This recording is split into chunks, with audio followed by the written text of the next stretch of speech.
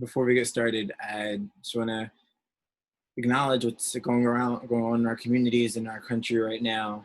Um, it's not lost on me as a Black male candidate um, what's happening to my own my people who look just like me when I look in the mirror, and it's not new. And the devastation isn't new. The disparities, the racism, the excessive force. Um, but we are reacting in I think a much more aggressive manner because the pain is so deep and the pain is so real and people are hurting. Um, I talk about my own experiences, and so many people have experiences like my own. When I was 13, having my body treated with excessive force for being at the wrong place at the wrong time, thrown on the ground and handcuffed. But it wasn't the wrong place because America is my place, and it wasn't the wrong time because it's always the right time to treat people humanely. And that's really what this is about. People wanting to be treated like the humans they are, with compassion, like the Americans they are, by the folks that are meant to protect them. And communities are expressing their hurt right now. And here in South Jersey, I was just cleaning up the streets of Atlantic City this morning. I do not at all condone the devastation, the further economic devastation to these communities that have already been hurting from COVID. Small businesses, mom and pop shops, they're already struggling. They don't deserve to have their storefronts destroyed.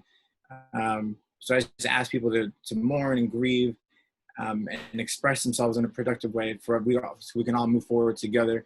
And by all means, please be in contact with the campaign if we could be of any kind of assistance in any way. With that, I also want to give a plug for this Wednesday.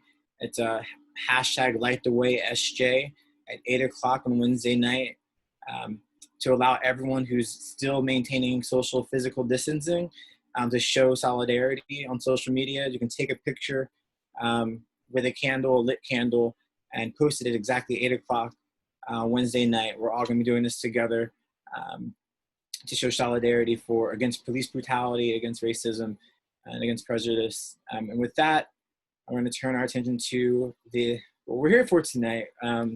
I have the great honor of introducing someone I've looked up to for so long, and someone who, believe it or not, I was a very shy teenager, and someone who gave me a lot of confidence growing up because she was so bold and so outspoken and so dynamic, and she still is. And now she's with us tonight. She's one of my best friends in life, Raquel Gonzalez. Welcome. Oh, well, that's so sweet. Thank you. It is such an honor to be here with you. I'm so proud of what you have done with your life. Well, you've been there, and I'm proud of what you've done. I think we were two teenagers who were struggling to get by, and we befriended one another. I don't think you wanted to be my friend at first, but I was persistent. I was like, nope, I like this girl. We're gonna be friends. She doesn't know it yet. And yeah, this friendship has been sort of a rock solid one in my life, and so we talk about, and we'll get into the discussion tonight. But so often, so many professional endeavors I've had, you've been in some way, shape, or form involved, and that's because you have also been very political in your career. You were in D.C. You worked in the Obama administration. You just left the Cuomo administration in New York, and now you're tell people who you are and what you're doing. Sure. Well, I'm currently the Vice President of Programs at Govern for America. And Govern for America is a startup nonprofit that is all about building the next generation of diverse and effective government employees, particularly at the state level, where we can tell right now with the COVID-19 crisis that states really are having to step up and fill the gaps where our federal government is not really doing its job. So really important to have that level of leadership there. And, after working, like you said, in the Obama administration at the federal level and with the Cuomo administration here in New York at the state level, I just wanted to take the experience that I have from all of that and try to help make sure that the next generation of people who are entering into that space are coming at it with a equity lens, to the point you're making earlier about what's going on in the world today. We need to make sure that people in positions of power who are going to make the right decisions in these moments and support people like you and me who need, a little bit of extra support. So that's what I'm doing now. Yeah, just like exposure, knowledge, awareness. And tell people all the time when I tell my story, you were there when I first visited Brown. You also visited Brown. We were together. And it was at a program. Time. Yeah, and it was a program called CHAMP. And it was Gear Up, and then CHAMP was the Creating Higher Aspirations and Motivations Project. That was the acronym. It was based in Camden. They expanded to Cumberland County. They took the lowest income but highest achieving kids of all races, but mostly kids of color, on our New England college tour. This was after we had also spent a month on Rowan's campus, sort of getting that feel, staying overnight on a college campus, and that exposure it just gives you so much more confidence about what your life could look like. It gives you a sense of awareness about what's out there. And they took us on a trip to New England, and that's how I discovered Brown, and you were there. Yeah, I mean, and so we ran in circles that were full of people who have experienced lots of hardships, and that's not unusual for us. That wasn't unusual for our community. Mm-hmm. So many of the people that I think we run in circles with now have no idea what that's like. Mm-hmm. So I sort of am like always wondering how that plays into your, life plans, your career, why you're running for office, and like how that informs your decisions on policy stances. Like, mm-hmm. What is that experience? Like, how's that driving you? How's that shaping you? Yeah, for me, Cumberland County it's the poorest county in the state with the highest teenage birth rate. And my mom had me at 16. For me, it's not a source of shame. It's real. People are born to teenage moms, and that's a hard knock life from the outset. And I know you and I've had this discussion because I know it's been a fear for people, and I think you've expressed to me that it was a fear that you had for your own life because you really wanted to just make more of yourself. And it's one of those things where, it's being aware, meeting people where they are. And so when I think about policies and I think about programs helping communities, I think about how best can we actually get the folks the help that they need. Part of that is you have folks in positions of influence that are closest to that pain, because those closest to the pain should be closest to the power of influencing policy. You can't legislate an experience to improve an experience you don't know. Mm-hmm. You can have the conversations, you can learn, but you haven't really lived it. And for this community in particular, so many people in South Jersey, both of our moms are hourly wage workers. And so you have a college degree, you have a master's degree. I have Ivy League and a JD. Like we both have some pretty, remarkable degrees, but my mom makes $12 an hour. I don't think your mom makes much more than that. We know what it looks like when we know what that looks like in a household, what that buys, what purchasing power that buys, which is why we fight, which is why we know it needs to increase. Yeah, absolutely. And it's like, it keeps us grounded, right? I mean, I remember times when I was working as a presidential appointee in the Obama administration, and everyone's like, oh, wow, such a big deal. I'm like super honored, best part of my life. Mm-hmm. But like at the same time, I still had to pay for my mom's heating bill, right? Like I was struggling and my mom still couldn't heat her home, and I was still worried about her freezing in the winter. Yep. And so like, it keeps you grounded to have that experience. You never can sort of forget. You never can lose sight of the people who are being left behind by our current administration, and that people don't care about them. So, I was just sort of curious about how you thought about that. Yeah, I think, and it also gives you an armor, right? It's like it's that kind of poverty when you are a child and you go through that, and you're able to overcome. It's like, okay, if I need to endure again, I've struggled and I know how to do it if I have to, because I think people associate because they see like this linear path from, you know, getting into Brown to now running for Congress. And like, there was so many stops and starts in between. I was sleeping on couches. Like, it was like there was some struggling throughout. I know. Yeah, but we both slept on the couches. Let's talk about that. Look, you got to when you're hungry for change in your own life, and that's what I try to talk about to voters, because I've been hungry for that change in my own life, and now I'm hungry for that change for this community. And I've done it with great results in my own life. And I'm just trying to make sure everyone has the opportunities I had, because I don't think I'm exceptional in any way. I just had folks in this community who believed in me, who gave me those opportunities. You know, I was a member of a church here in Vineland. You know, I had my church family, and I was going there every Sunday. I had, believe it or not, I played football. And, you know, that gave me some sort of discipline, and it hardened me up, because when you met me, I was kind of like maybe, I don't think you would have ever guessed I was a football player. It was kind of soft. I mean, you were big, but you were also like super sweet. I was a big coffee, yeah.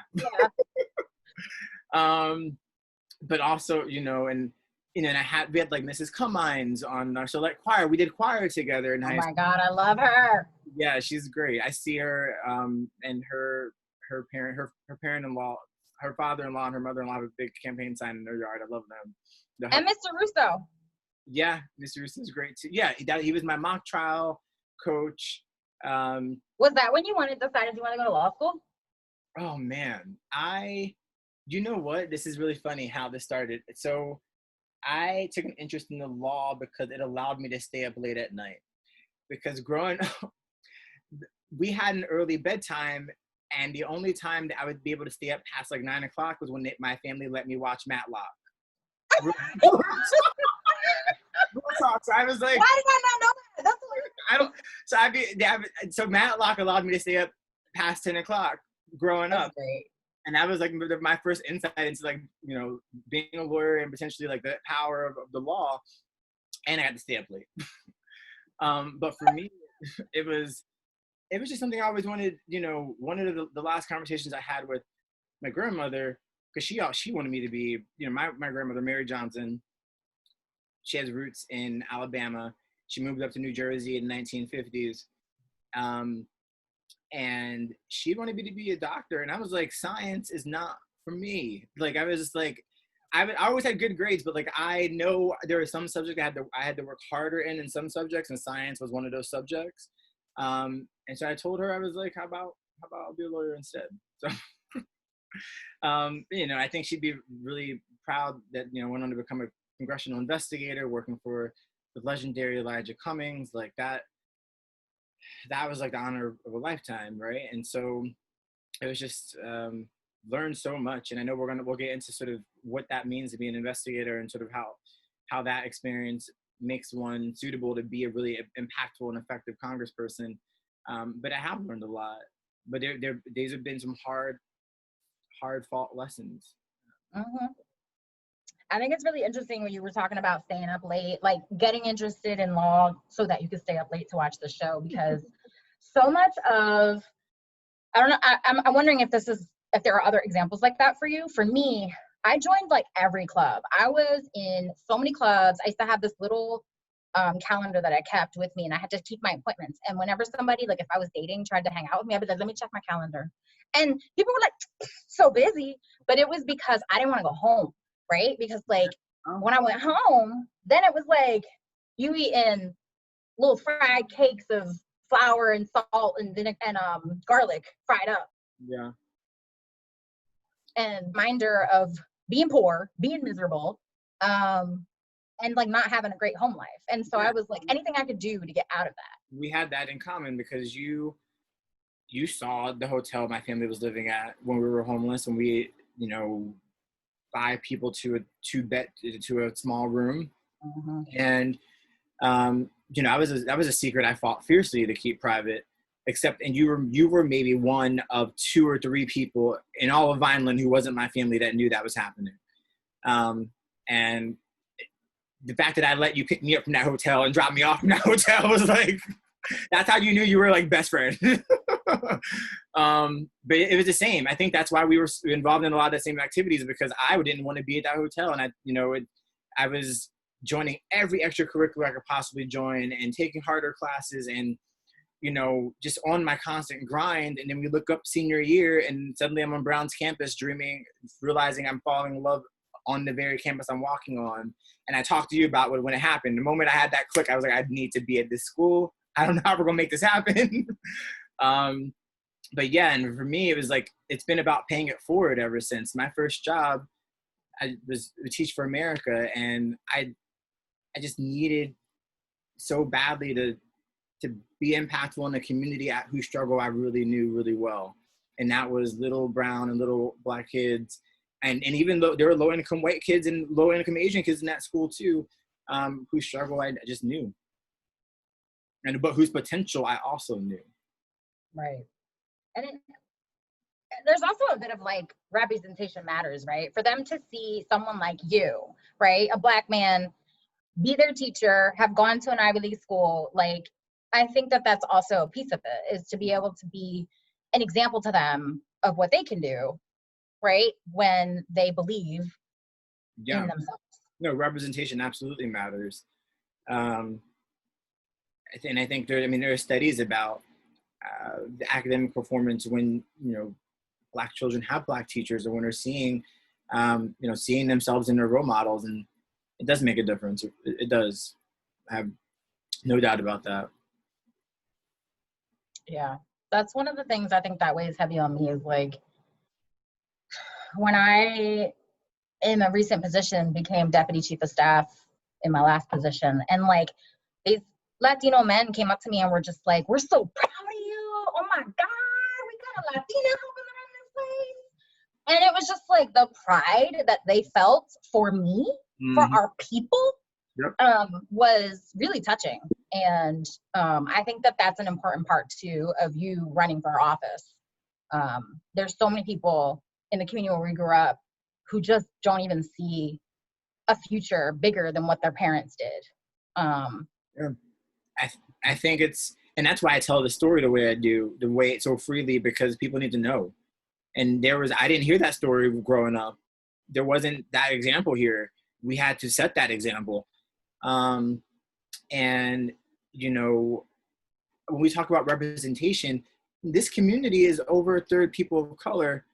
In our Democratic primary, it should be over 1/3 people of color voting. I mean, you would think it's going to, and it'll never be this. Who knows if when we'll be able to have an election that's all vote by mail. Just for anyone that's listening, because I've actually been talking to people and they don't actually know the exact details, but in the next couple of weeks, every registered Democrat in our district will receive a ballot.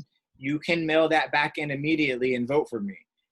Or you can wait until July 7th and vote in person. But it may potentially never be this easy to vote this easily again. You get the ballot, no one's asking you to drive to the polls, no one asks you to leave your job. You just get a pin out, do a little research, or if I'm your choice, mark it down, it's in the back. And it's coming. And we have to be on board about this, because if representation matters, then you need to be calling your uncles and your cousins and your neighbors. Like, we need to be having these phone chains going and getting these ballots back. That's how we win this election. That's how we make sure we have true representation, because what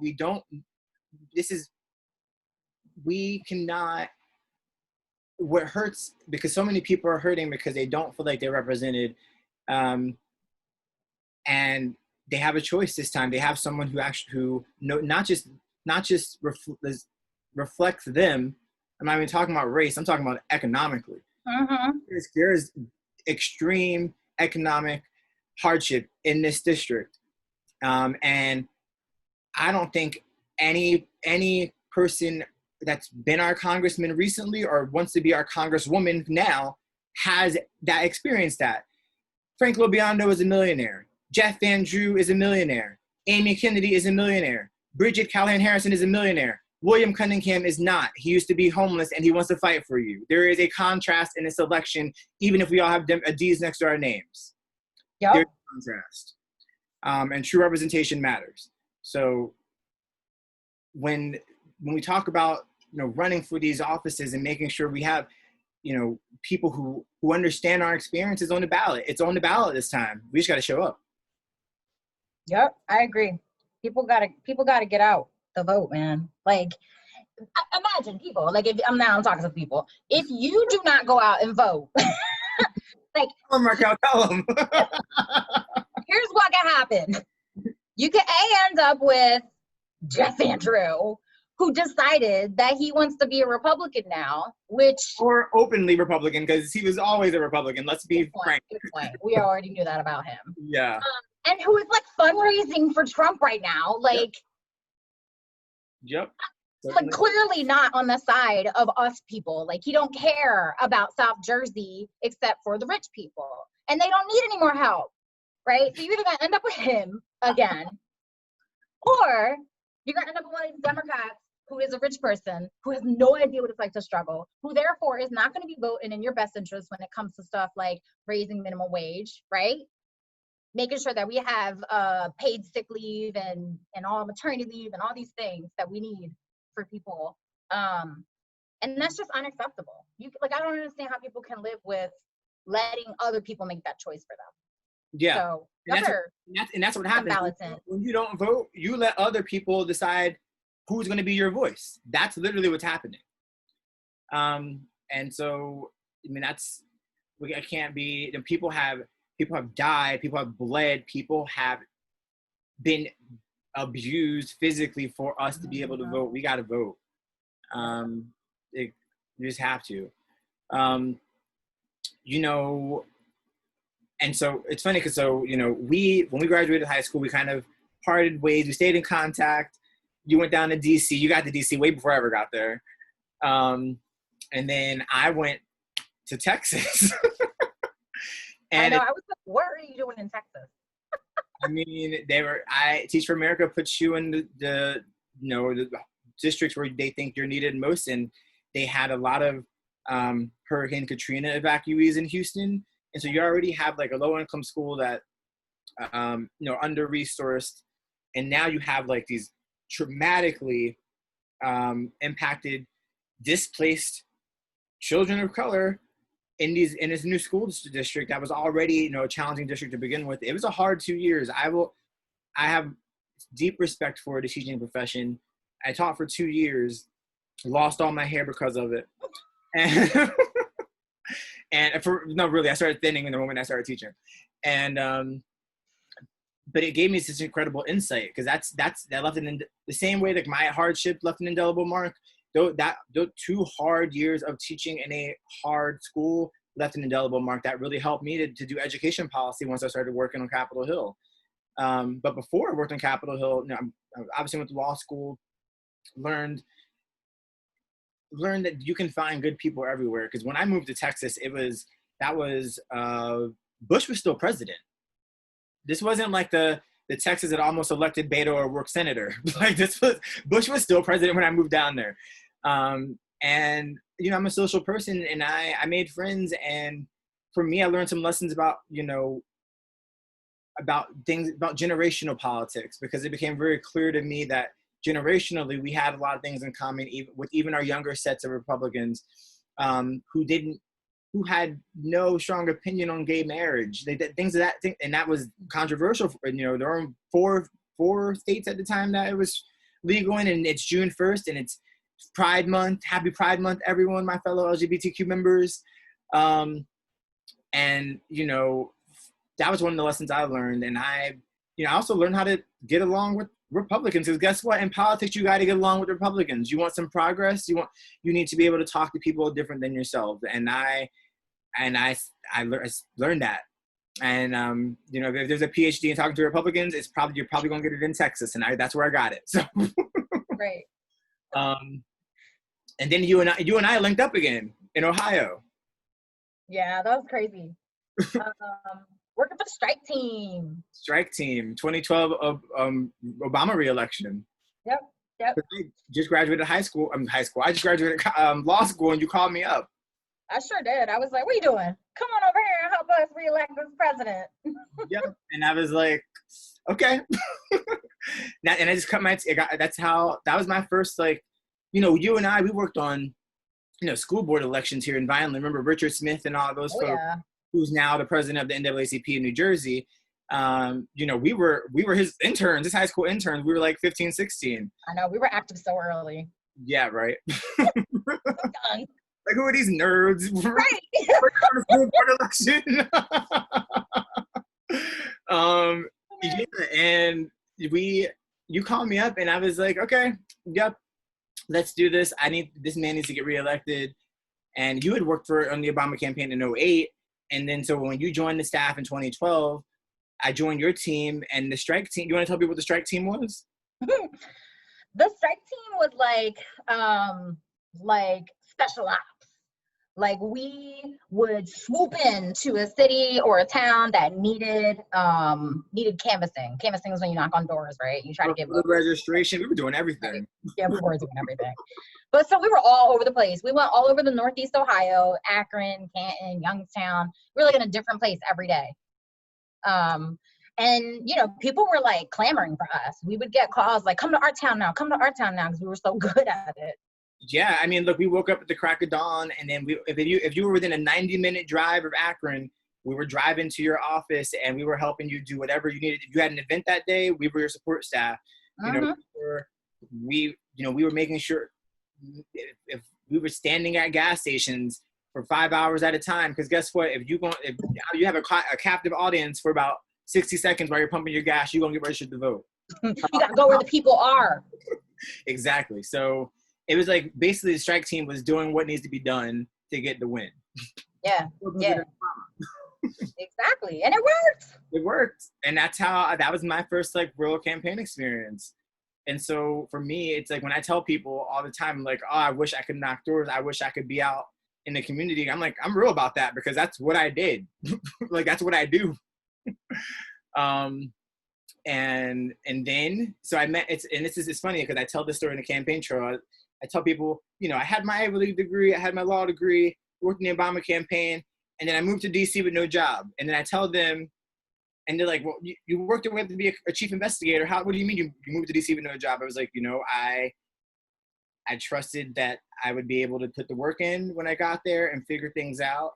And I had 3 friends who had 3 couches who each offered me 1 month in their couch, and you were one of those friends. Yep.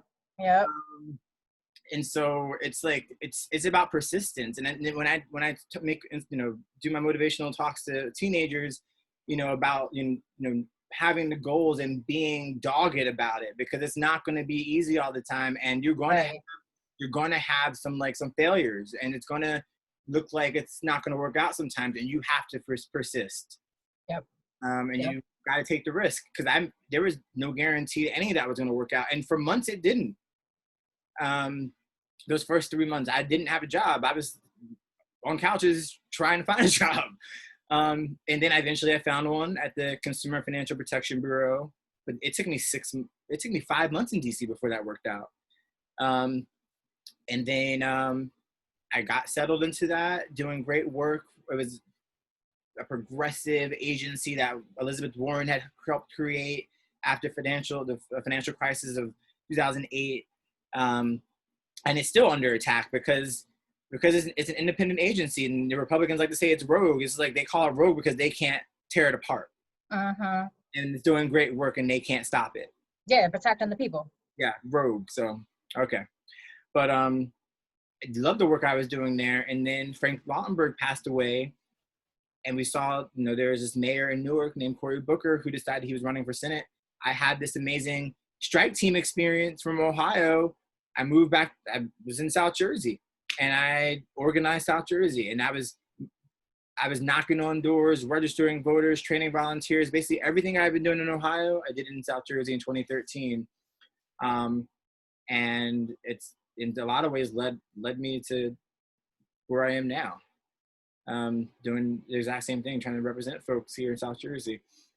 Was that when you decided that you wanted to, did you start thinking about how maybe you would come back to South Jersey and try to lift the community up in your long-term plans around that time? Yeah, for me, that was my official moving back. From that point on, I maintained dual residence. I made it a point. I wanted to work for this state. I wanted to work for this community. And I was lucky enough to join Senator Booker's office in 2014, right after he won that election. And I was meeting with New Jerseyans every day. I was hearing their hardships. I was hearing, their goals and the barriers to reach them, and in the educational realm, in the healthcare realm, and even in the foreign policy realm. And just learned a ton. And the best part of that job was it was such an outward facing job. Like, for those issues, I was the face of the office, and I was, it was either myself or one other person on those issues. We were the face of the office, and we were meeting with anyone who came in for a meeting. Like 4 or 5 hours a day, I was talking to the community, but I wasn't in Jersey doing it. They were coming to me in DC. Uh-huh. And so it's one of those things where I try to make the job real to folks, because it's hard to explain that I've been working for you for years. I just wasn't in the state doing it. Yeah. Yeah. Well, you had to be where the power brokers were in DC. And I think, like, it would be great to, like, I also want to hear about your oversight committee experience, but I think just before we get off that topic, like, that is something that to me is like, of course you are the most qualified candidate because you actually worked in Congress already. Yeah. Particularly for a New Jersey senator, right? Like, you have already done this work, and had boots on the ground, getting to know the people, getting to know their issues. So I don't even understand how there are people out there who are considering any of the other candidates. No, I appreciate that. I mean, can we get you registered back in New Jersey? Yeah, for me, it's like, and I try not to take it personally, right? Because I am, what we tell communities of color, what we tell low income communities is it's a meritocracy, and if you work hard, you're going to achieve your goal. But there are other dynamics at play when you run for office other than qualifications. Oh yeah. That's just the realness of it. Yeah. And so for me, it's just like, that's what I'm bringing to the table. I bring a proven track record of results. At the end of the day, the job is working on Capitol Hill, where I have a proven track record of results. Right. Like, I feel like I'm like beating this drum over and over. I'm like, are you hearing this? Are you hearing this? Well, so tell us more about it, right? Like, how did you get over to the oversight committee? What does an oversight committee even mean? What do they do? Like, yeah. So in Congress, there are 535 members of Congress, 100 in the Senate, 435 in the House, and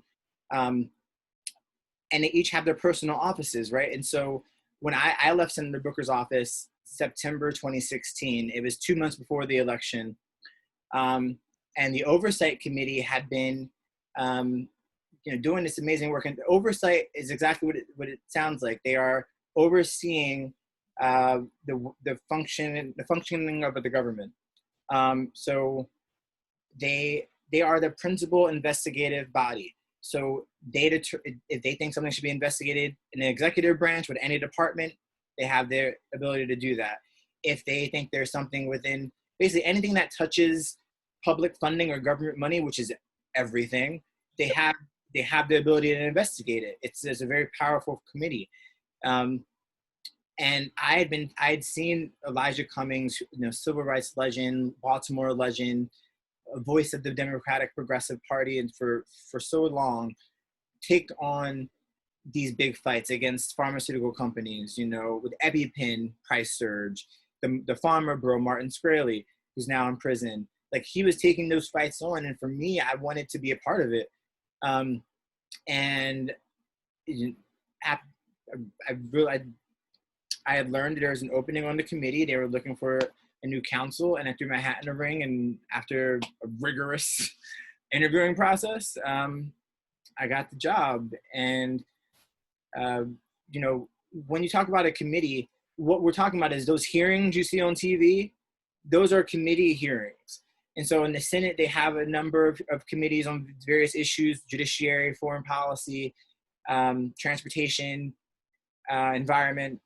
They have the same on the House, corresponding committees. And the most senior Democrats run those committees, the most senior member of Congress in each party.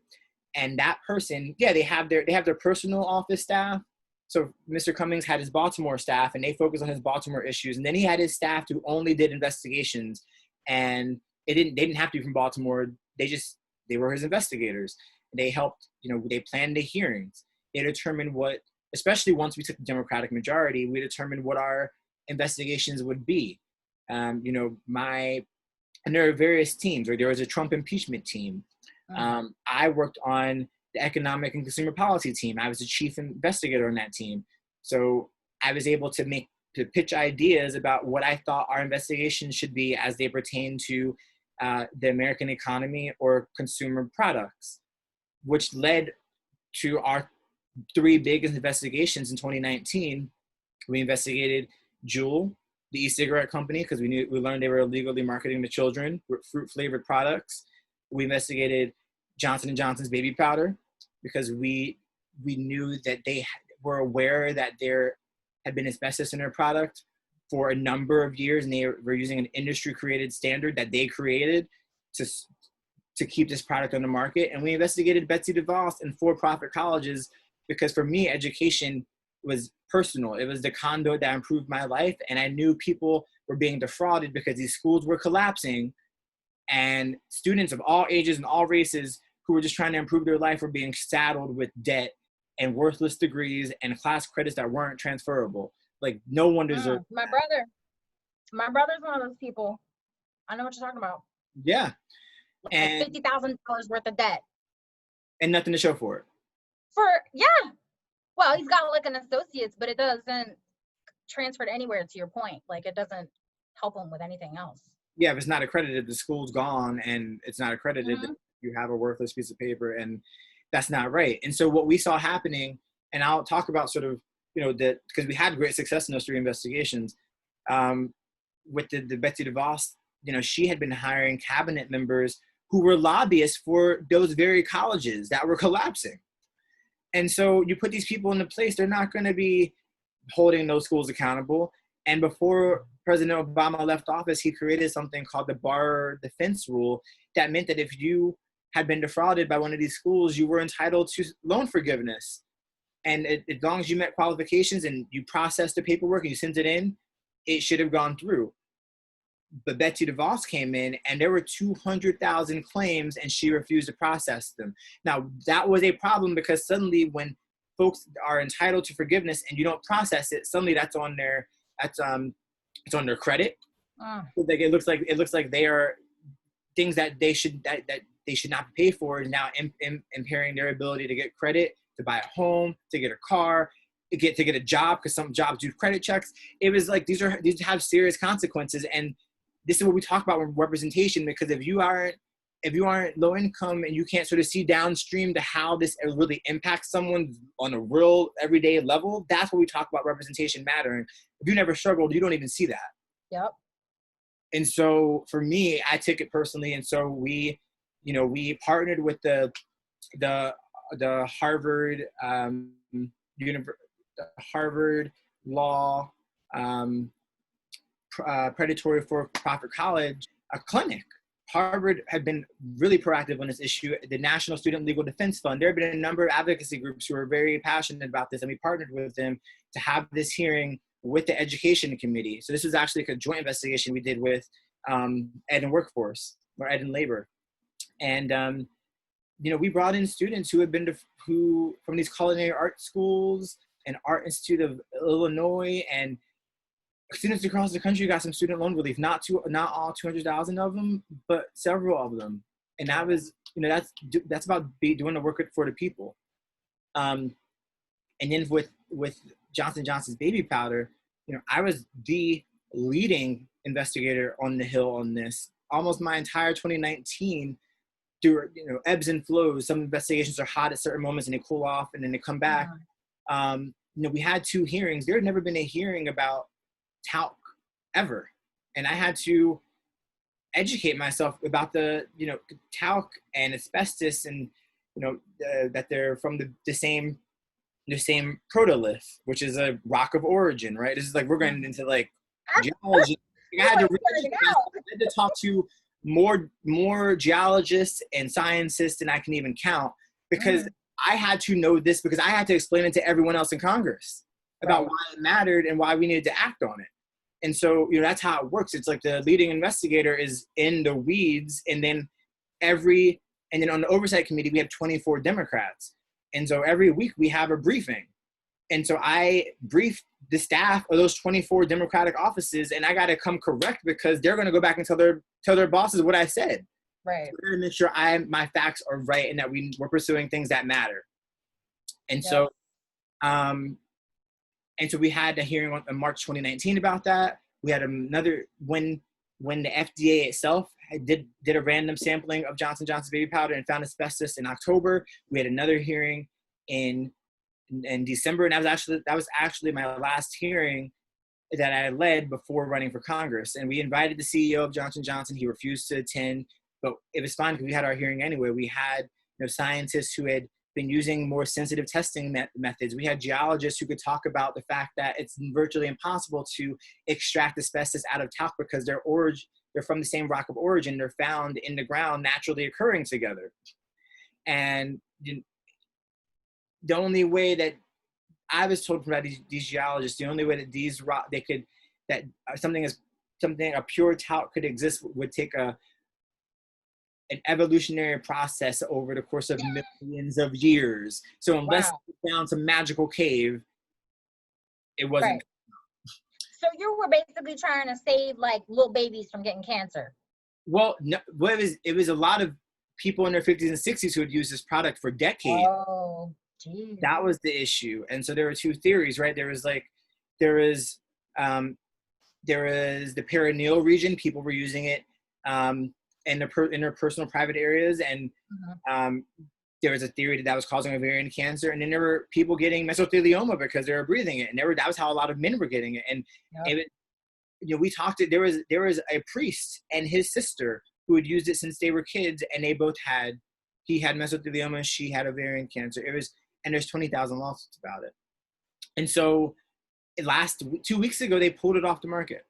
I know, I saw that. That's huge. Yeah, it was huge. That was, for us, we didn't understand why they hadn't done that years ago.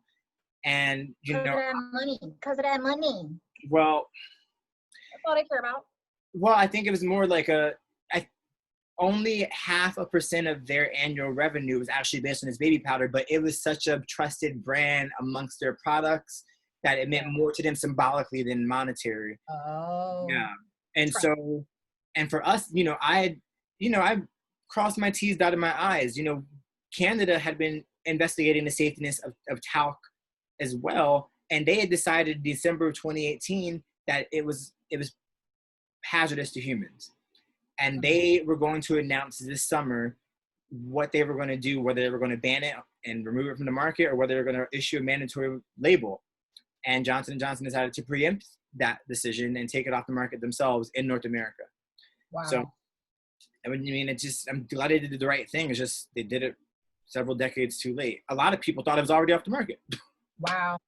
Yeah, but it took you and your team over on the oversight committee to make that kind of stuff happen. One thing I think is important for people to know is that you were working to literally save people's lives, right? And protect them from fraud and stuff like that.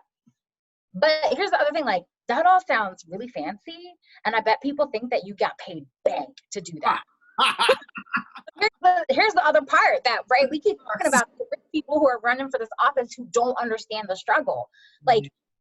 You've been working to literally save people's lives, getting paid with basically is pennies. Yeah, I mean, I don't think people realize that you don't get paid a lot when you work on the Hill like that. No, when I started working on the Hill, I was making $33,000 a year. Then when I first started with a law degree. Now, with $100,000 in debt or something. Yeah, and so obviously once I became an investigator, that increased. Once I became a chief investigator, that increased. But I was also working intense hours. I very intentionally got an apartment on Capitol Hill so that I could walk to work because I was spending so much time at work. Yeah. I basically wanted no commute. 'Cause I was like, I'm here very late every night. I would like to not have a commute. So I was living on Capitol Hill, and I rented an apartment there. So yeah. And then for that, so those two investigations, and also the vaping, I mean, as a former teacher, you talk to any teacher right now, they can tell you, they know they have students, especially high school students, and even some middle schoolers who are addicted to vaping, these cigarettes. That's a shame. It became a crisis. And so, we discovered, for years, the teenage nicotine addiction rate had been dropping until 2016 when Juul came onto the market. And they were having these parties in cosmopolitan cities with young models, it was just like big tobacco 2.0. It was like, it's cool and sexy to smoke this product. But then they also had it in like flavors that no adult would really want, like mango and fruit punch. Cotton candy. Yeah, cotton candy. Some of the knockoff brands had something called unicorn's milk. Like, no adult knows what that tastes like, but our kids do, and that was the problem. And so, and it was, we know nicotine addiction can, our children's brains are still developing up until their early 20s, and nicotine actually changes your brain when you get addicted to it as a teenager. And not just that, but there are reports throughout the country. There was a kid in Massachusetts who got addicted, and he was like a college caliber. He was being scouted for soccer, and he got addicted, and he had respiratory issues. He couldn't be on a soccer team anymore. He lost his scholarship. Wow. Recruiters stopped looking at him because he couldn't run and as long as he used to be able to. Like, it was really impacting people's life outcomes and potential to get scholarships. And so for us, and then when we discovered in our investigation that they had hired folks to go into schools under the guise of a health assembly and told kids the product was safe and showed them how to use it, pulled it out in the school, that's when we were just like, nope, let's bring these kids down who saw this, let's bring their parents down. And we had a hearing, and the CEO of that company was fired. And then Melania Trump decided she wanted to hold a press conference after our hearing, and then President Trump banned fruit-flavored e-cigarette disposable pods. Like, I'm actually shockingly responsible for one of the good things this president has done. Shocking. Insane. That's awesome. I think that's particularly important because, like, there's always people who I feel like they know Jeff Van Drew's name, and just by name recognition, like, they might be like, oh yeah, that's the guy. But you are representing their best interests, and you still know how to make Trump do shit, right? Excuse my language. You're a little too comfortable. Sorry. But like, you already have proven that you can get him and his administration to do what's look, knowing where the pressure points are, knowing where to apply leverage, those aren't easily come lessons. You have to work and be there to learn those lessons. And I've done the work, and I challenge my opponents. They have not done the work. Yep. And we talk about systemic barriers to change. When we talk about systemic barriers to representation, this is what it looks like. It looks like wealthy people trying to buy an election, because that's what's happening right now. Point blank. And I can't bite my lips about it. I can't be quiet about it. People are like, Will, don't be negative. Like, I'm not being negative. I'm telling you a fact. It's a fact. The most qualified person is a young black man, and I can't self-fund my own race, but I'm asking for your vote because I need it. So. And because it's the best thing and for the voters. That too. Yeah. So, and for me, it's about a vision for this community, right? It's about, my mom has been an essential worker this entire pandemic. She's gone to work every day. So is my little brother. There's so many people, and we talk about these, and we had a conversation, a virtual town hall a couple weeks ago about racial health disparities. Why do African Americans have such an alarming rate of death? Well, it's because they're going to work. It's because they are the essential low wage workers, people of color in this country, and are being exposed to higher rates. Yep, my niece got COVID-19 from working at a grocery store.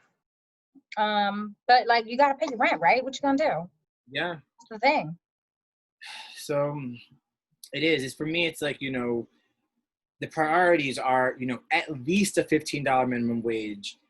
We need free community college. We need to be investing in our local people, because those folks are going to get those associate's degrees, and they're going to have, if it's free, we're putting them on track to get a 4-year degree, and we're getting them halfway there. And it's about giving people. It's not a handout. It's a hand up. It's a leg up. We got to help people. Like, we need to be about the business of making. We're not giving out freebies. We're giving out chances to improve your life. That's how I see it. Yep.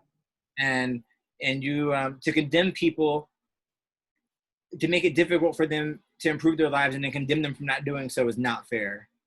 And it's not American. It's not patriotic. It's not the way we should be operating our government. I just believe government should be working for the benefit of its people. Uh-huh. And that shouldn't be a Democratic or progressive or Republican ideal. That should just be the American way. Yep. Yeah. That's what I stand for. But there's just so many, accessible health care. And, I am for Medicare for all. I understand it's not going to be an easy fight, but we got to get going, because we need to be about the business of making sure people have what they need. And it's going to be, a lot of concessions were made for Obamacare, and I'm glad that people with pre-existing conditions still have coverage, but we need to do more. And I'm for the Green New Deal. Like, I am a progressive through and through, despite anything my detractors may want to say. But I'm just a tried and true and proven Democrat. So. And I love how you try to lift as you climb, right? Like, you're all about trying to bring up everybody with you. Sort of the concept of like a rising tide raises all ships. Like, let's help each other out. Let's make the whole community better.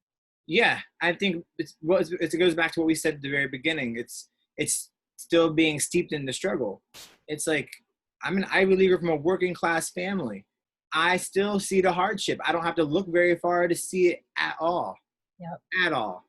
And when I fight the fight for my family is the fight for all families, because there's so many families just like yours, just like mine.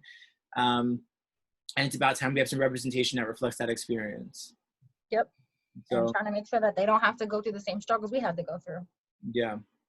So with that, I don't know if we have any questions from the Facebook stream. Happy to take any questions about my platform, or about, Raquel's amazing career as well.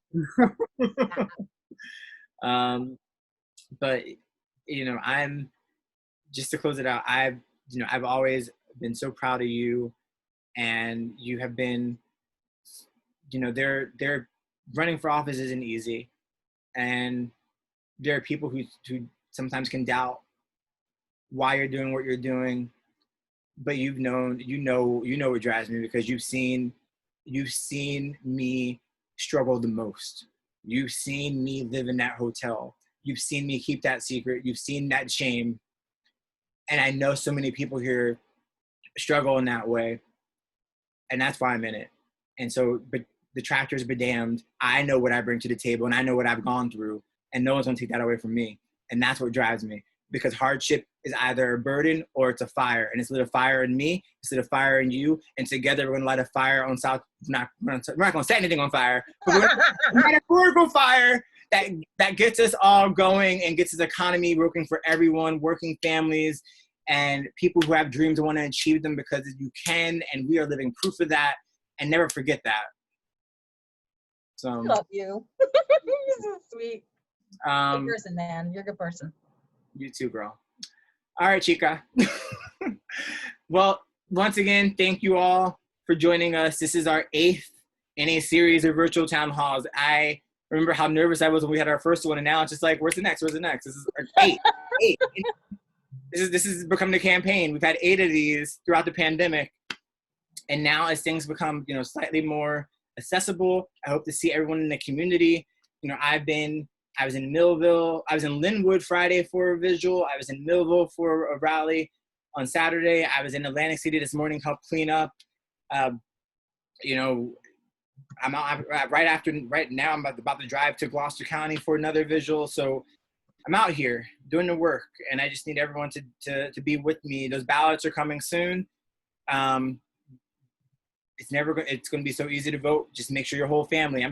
Call people you haven't called in years, and just be like, how you doing? I need you to vote for Will. That's what we need. That's how we're going to win this election. Real talk.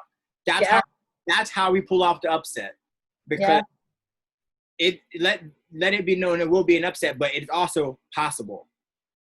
So let's make it happen, South Jersey. Absolutely. And with that, thank you for joining me, Raquel. Thank you all for joining us tonight. Stay safe, and join us on Wednesday night. Light a candle at 8 p.m. # Light the Way SJ in memory of George Floyd and so many other needlessly lost Black lives. Black Lives Matter. Thank you for being here tonight. Take care. Bye. Bye.